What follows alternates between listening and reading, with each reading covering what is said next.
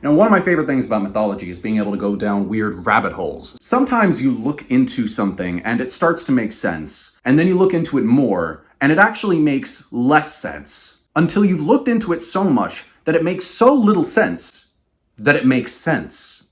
I know that doesn't make sense, but neither does mythology. So please, indulge me, and I'm going to tell you the story of Hephaestus. So Hephaestus is the god of crafting, of blacksmiths, of fire. He's basically the god of building things. I made a sketch about him delivering Athena from Zeus's forehead, and a couple of people commented about how that wasn't really mythologically accurate, that Athena was born before Hephaestus. But that sketch was actually just me retelling a myth.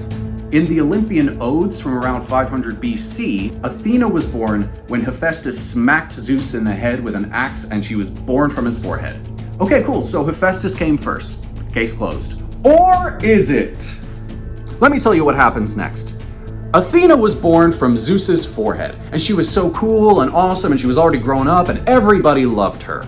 But his new wife Hera was pretty jealous. You see, she's the god of childbirth and of marriage, and her husband just had a baby without her. Without even having another woman, he just made a baby. That's kind of her whole thing. So of course, Hera does the obvious thing. She goes to build a baby, she gets all the parts, she puts them together, and she looks down at her baby, and he is just so horrifically ugly that she throws him off of Olympus. And who was this baby, you ask? Hephaestus!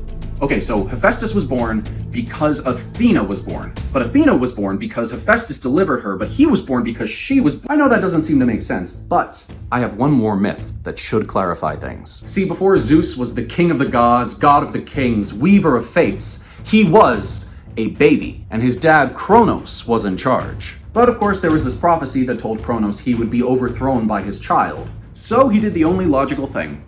He ate the babies. Wow, babies really have it hard in these stories. He did that to all of his babies, but when Zeus was born, his mother Rhea decided to hide him away.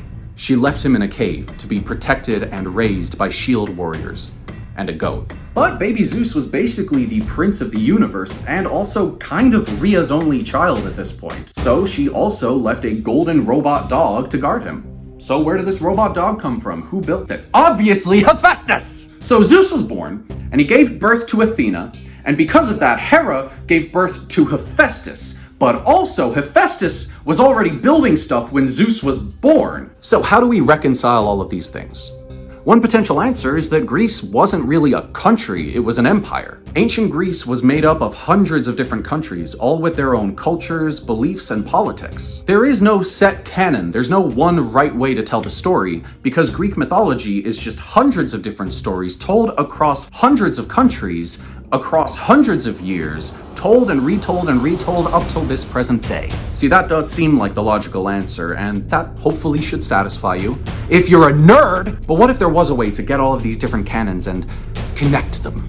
If you have a tinfoil hat, this is the time to wear it. You see, Hephaestus was this brilliant genius when it came to crafting.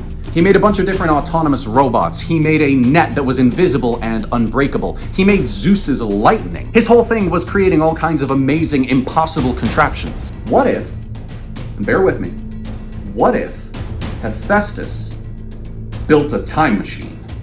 I mean, it just makes sense, right? If anyone's going to be able to make that, it's going to be the god of making impossible things. How else could he be present for his elder stepsister's birth? How did he even know to be there? How else could he build robots a full generation before his birth? There's only one way to make all of these myths simultaneously canon. And anytime that you think you see something that contradicts itself in Greek mythology, just know that's actually Hephaestus going on wacky time travel adventures. Now, I'm pretty confident in that theory, but if you have something else, if you have any different ideas on how maybe all of these myths could be canon at the same time, let me know, leave me a comment.